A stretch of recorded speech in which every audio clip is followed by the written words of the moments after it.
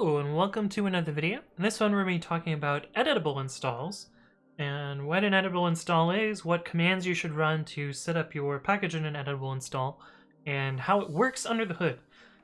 Note that this is a little bit in flux right now. There's currently some proposals on how to do editable installs in a different way, but none of that's finalized, so I'm going to talk about how it exists today. Let's jump into that. Okay, so I'm working inside of a package that I wrote called ASTPretty. It's just a very, very simple package that doesn't have any dependencies, and so that's why I wanted to use this as kind of a demo.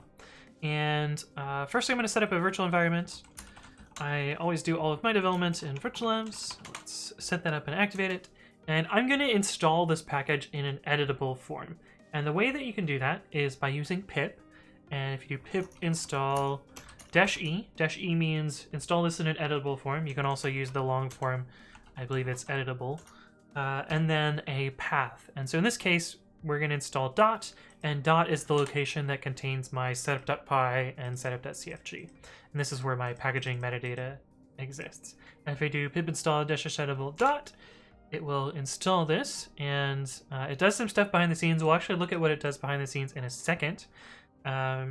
But now if I run ASTPretty on, I don't know, let's make a small Python file that just does, print hello world. If I do ASTPretty on t.py, you'll see that it formats out, this is what ASTPretty does. But you'll notice that it got installed. The cool thing about editable installs is I can actually modify ASTPretty to do something else. So let's say, for whatever reason, at the beginning of ASTPretty, we just print hello world.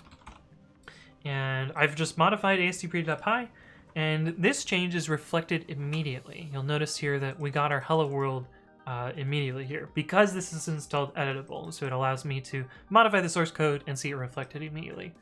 If we were to uninstall ASTPretty and not install it in an editable fashion, let's also remove this change here.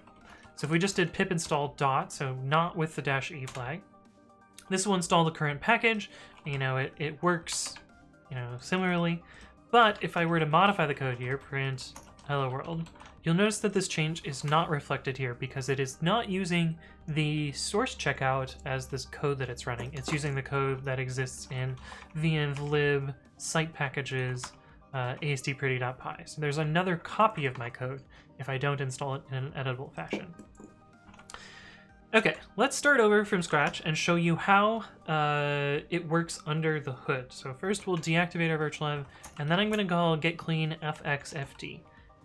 This will clean everything that's in my Git repository, so it'll delete PyC files, it'll delete this eginfo.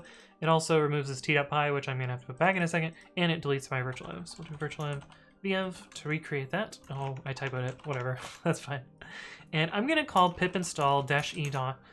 But in this time, I'm going to use -v. This is going to do pip in verbose mode, so we'll see what pip actually does behind the scenes. I also know that we need to disable pip version check, otherwise it's going to spew a bunch of junk to the console that we actually don't care about.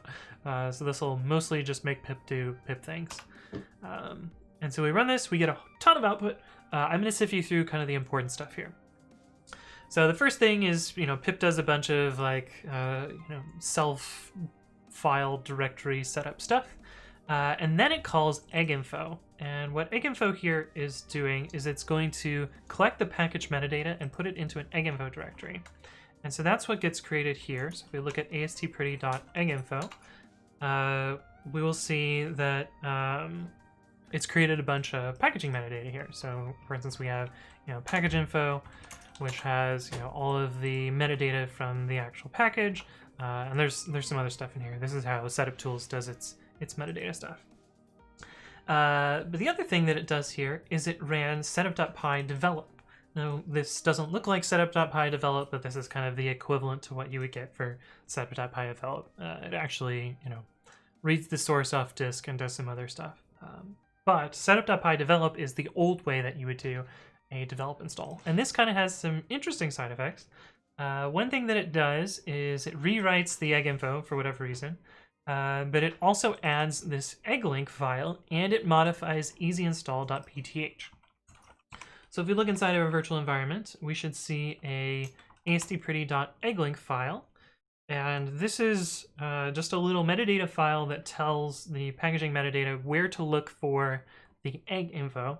Now, granted, eggs are obsolete at this point, so you won't actually see an egg there, but you'll see an egg info directory. And this just says, where that egg link points to, and it gives a full path to that and dot. I believe the dot is the original invocation. I don't know that it actually gets used for anything, but this points to the original thing. And the other thing is the easyinstall.pth file. And this is kind of the magic that makes the code live when you edit it. And so if we look at easyinstall.pth, oops, that's off screen. We look at easyinstall.pth, easyinstall.pth. You'll see that this pth file just includes one directory at the beginning of it. And I should probably do a video about pth files at some point, but I haven't done one yet, so I'll explain them briefly here. Pth files are a little bit magical. When the interpreter starts up, it adds directories to sys.path using site.add-sitedir.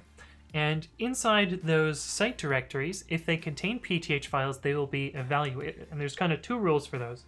The first is if a line starts with an import. So if this said like, import foo and then print hello world. Actually, let's do import OS. If a line starts with an import, it will be executed by the interpreter. So add interpreter startup, this will import the OS module and then print hello world, which would be kind of annoying. You wouldn't want this for every single invocation of the interpreter, but sometimes maybe you want to do some special code here, like monkey patching the interpreter. Mostly terrible things. Let's put it that way. The other form of lines is if they don't start with import, they are added to sys.path. So this temp explains AST pretty will be added to sys.path on startup. And we'll actually be able to see that by doing python 3 import sys, and then we're going to print sys.path. And you'll notice here that the temp explains AST pretty path got added to sys.path. And sys.path is where Python decides to import stuff from. So that's how it ends up being live. But anyway, this is kind of a lot of information, but hopefully this helps you understand what editable installs are, how they're super useful, and also how they work behind the scenes. But if you have additional stuff you want me to explain, leave a comment below or reach out to me on the various platforms. But thank you all for watching, and I will see you in the next one.